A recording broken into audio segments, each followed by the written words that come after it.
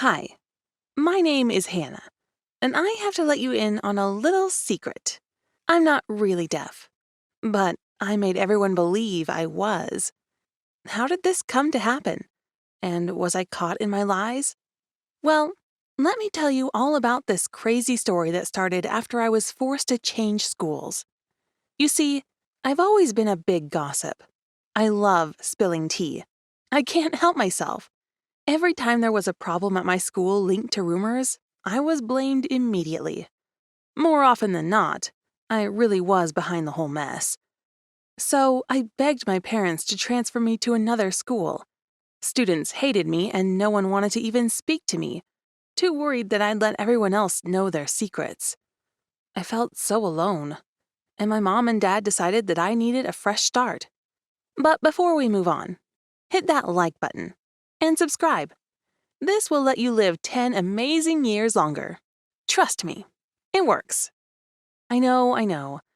I should have been good and really changed my ways, but I didn't. I simply couldn't help myself.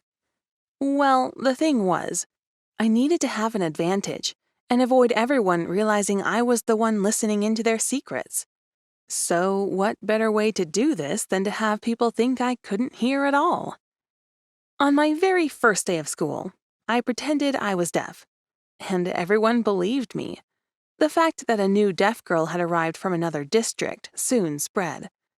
I found it amusing how fast I was having a rumor be spread, without even being the one to utter a single word about it. I was surprised by how nice everyone was around me. They placed me on several grant programs as time went by, and since my parents traveled a lot for work, they never discovered my lies. I have to be honest. At first, I just planned to let everyone know it was a prank after a week or two. After discovering how many benefits I had and how many secrets I could hear without anyone suspecting me, I changed my mind. It was too amazing to give up on everything I had been given thanks to my so-called disability. So I kept up the act, and everyone spoke freely around me, thinking that it was completely safe to say just about anything. All I had to do was stand somewhere and look the other way. People at first would say things like, "Hey, wait, there's someone there. I'll talk to you about this later." But then the other student would look my way and explain that I couldn't hear a thing, so it was safe. Then they'd keep talking about something I shouldn't know about. It was amazing. What was even cooler was that I pretended to be able to read lips, so I didn't have to bother with sign language or anything like that. You wouldn't believe the things I discovered simply by standing close to unsuspecting people. It was such a brilliant plan that I didn't understand how I hadn't thought about it before. Everyone was hyper nice toward me, and I got endless supplies of gossips. I discovered that one of my teachers was having an affair with the lunch lady. That's how he got his lunches for free, even though each sandwich cost $6.75 at that school. If you ask me, that's a pretty hefty benefit. Some rumors were really juicy and even nasty. Apparently, Coach Jack was taking bribes from wealthy parents to allow football players who were doing badly academically to keep playing. At my school, you had to maintain a certain GPA to be on the team, and he made sure that this never became a problem. I thought that was horrible, so I made sure people discovered this secret, and soon Coach Jack was fired. I felt so proud of myself. I was like some kind of vigilante watching out for nasty secrets people around my school kept hidden. On my way to class, I even found out that one of the cheerleaders was dating not one, but two basketball players.